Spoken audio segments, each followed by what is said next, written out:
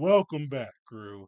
We are wrapping up July with our review of the game of the month, the Mork Borg TTRPG. Today, we're going to be reviewing the system, breaking it down into three major categories. Roses, things we liked about the system; thorns, things that may not have clicked with us on the system; and buds, things we're excited to see for this game in the future. Shout outs, not another D&D podcast, who I stole that from.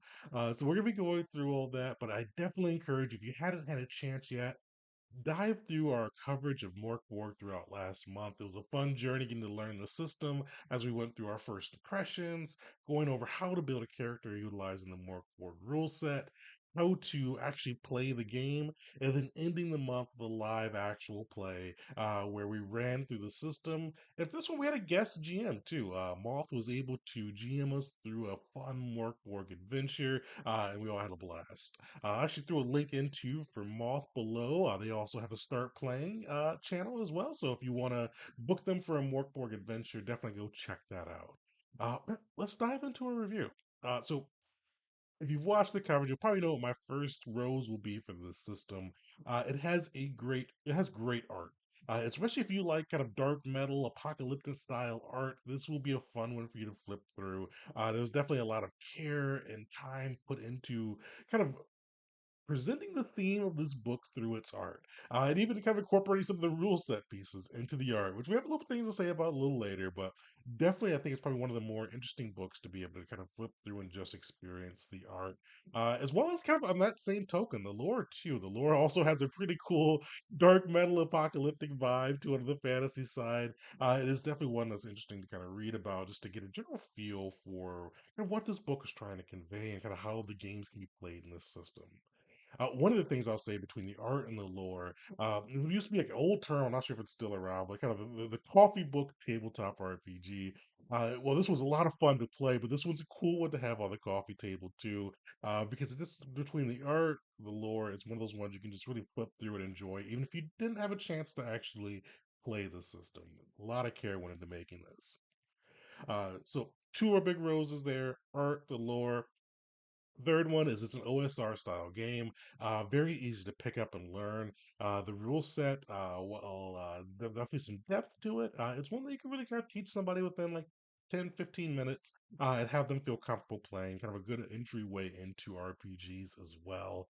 Or even, like I always like to say, it's a great game that if you've got a campaign running and for some reason a couple of the people couldn't make it, but you still want to play something, you as a game master could bust this out, have players make kind of makes PCs in the next 10 minutes, and then you could kind of dive into the game and still have a fun night. So definitely some roses on that side. It kind of fits into that OSR style.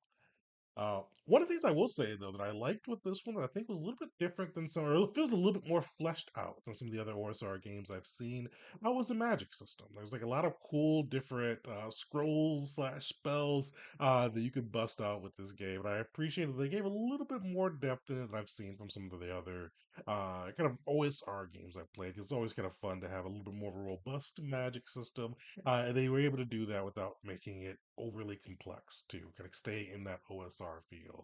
So definitely a shout out for that one too. And especially since OSR games are kind of really good at being compartmentalized and taking pieces out for other games, check out their magic.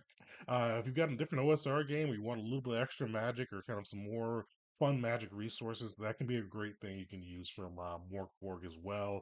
Even if you're not going, if you're going from a different tone than Mork Borg usually fits into. So big rose for the magic system. And probably one of my favorite roses for this one, something I've been seeing, I really appreciate seeing from creators. The developers behind Mork Borg really encouraged like the fan base, the community, to build their own Borg games. Like I know sometimes like they'll make it kind of the creators or their publishers or whoever's working on it will make it kind of open source and allow people to kind of go through and build their own stuff. But I would say for the Mork Borg community, I actually got to see them speak at Gen Con last time. The two creators of the original Mork Borg, as well as the Pirate Borg creator, they did really just encourage people to, like, genuinely, wholeheartedly encourage people to go through, kind of utilize the base of their system and spread it out into different genres, games, all of that, kind of making that Borg family. And there's so many different Borg games out there right now. I think I only have the two official, or the two ones that are sponsored by Free League as well. Mork Borg, Pirate Borg, and Cyborg. But there's like a ton out there, and it's really one of those ones that they really just want you to make it your own, use the rule set, and kind of build whatever setting, theme that you want to behind it. Kind of encouraging with the core values of kind of big, very well done in present art, and kind of sticking to the themes of the style the system set up. So major roast that I always appreciate when the creators really just make it open to others to be able to kind of jump in with their rule set and kind of twist it and tweak it to fit their table and fit their own community too. So those are my big roses for the system. I really enjoyed this one. It kind of fits that standard OSR feel, where you can kind of go in, quickly build a character. Life is cheap. Your character's likely to die. Even though mine survived through, if you saw the actual play, it still have a lot of fun with it. So now let's jump into butts and kind of and the first bud kind of aligns with what I just said for the Rose. There's a ton of Mork Borg games. I've had a chance to play Mork Borg and Pirate Borg, but I've got Cyborg on my own shelf yet, and I've seen so many other ones through my time at Gen Con, as well as just kind of searching on the internet. It's definitely a bud for me to get to kind of play more and more of the Borg systems. So that's something you may get to see on the channel too as we go through and have time. We'll bust out and kind of do a different genre of the Borg family.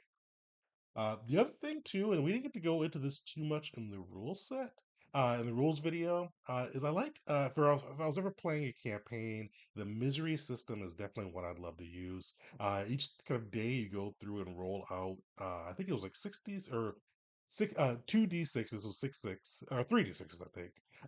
Where you go out and roll out the misery system, and you basically get to kind of see what is happening with the world, how close they are to the kind of eventual true apocalypse and all of that. So I think that's just a fun system, especially for kind of a campaign like that. To kind of get to see each day what's going on, kind of how the world is getting a little worse or maybe even slightly better as you try to trudge through this apocalypse. So that'd be definitely be what I'd want to do a bigger dive into if I ever join a more war campaign. And then finally, the other biggest kind of but on that side, we were able to get into a little bit as we prepared for the system, but I'd love to take a deeper dive into the lore. 'Cause I've seen even what's in the book, and I've seen there's expansions and even just kind of community additions to the lore. This is definitely what I'd love to see a little bit more on if I was able to dedicate a little more time to the system. But overall, those are the buds for the system. Definitely, really, the biggest one I will say is I'm excited to play more games inspired by the Morkborg family. Most likely to either be Cyborg or Pirate Borg up next if we do get a chance. But definitely stay tuned there. Uh, and after that, we'll kind of touch on some of the thorns of the system. And I'll say this is a thorn. This is probably a controversial but often repeated thorn. And it kind of depends on how you read and experience art. I will say, from my perspective, the art can make it hard to read the rules. It's one of those ones that encourages you to slow down a little bit too. Which can be good, but also for game masters or people that read rules a lot, like myself, it does kind of make it look some little tricks you do to kind of go through and read the rules quicker. It makes those harder to do. With that though, the art is amazing, and also too, I'll throw a link into it on one of the comments pointed out from one of the previous videos too. There is, I think, it's a free version that is just like stripped down of the art, kind of like just straightforward rules written through that you can go through and see kind of exactly what you need to see. Also, too, Freely puts out a really great, like, two-page handout, I think, that covers all the rules interactions, as well. They've got one in the back of the book, too, that kind of covers the rules interactions and all of the actions and things a player can do. So I really recommend those two, even if you're like, it may be a great spot to start if you want to kind of get the mechanics down before you go through and flip in and kind of see kind of how the art and mechanics blend together. And that's actually a rosy thorn, I'll say, because it is kind of cool for some of those pages to see how they blend the mechanics into the art. But it can be a little bit of a pain sometimes if you're just kind of looking through it for understanding versus experiencing. Which is kind of why I think there's probably two camps on that side. So the people that are looking for kind of understanding, and some people that are looking for the kind of just enjoying the experience of it. So definitely a thorn to note, just given which side of the camp you fall on, but luckily one that they've addressed too with that free version. And then the last big thing, and I'll say this one's not really a thorn too much for the Mork Borg system, but just something I've kind of seen with the OSR market.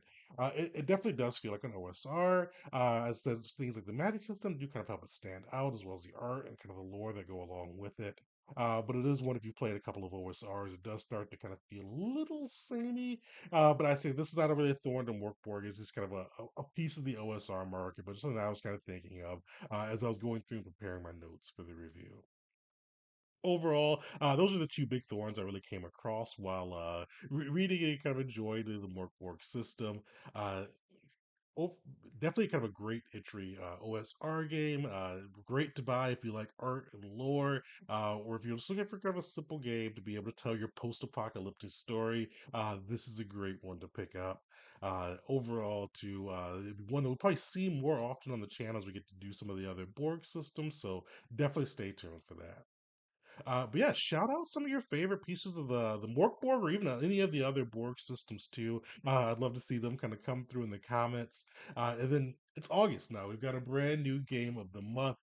We actually flipped it up. We are going to be doing Fallout by Modifius as our game of the month. So hopefully we should have first impressions out next weekend on that side, and then we're going to start into building characters, core rule sets, and then our actual play of the system. So definitely stay tuned for that. But thanks for hanging out and till next time.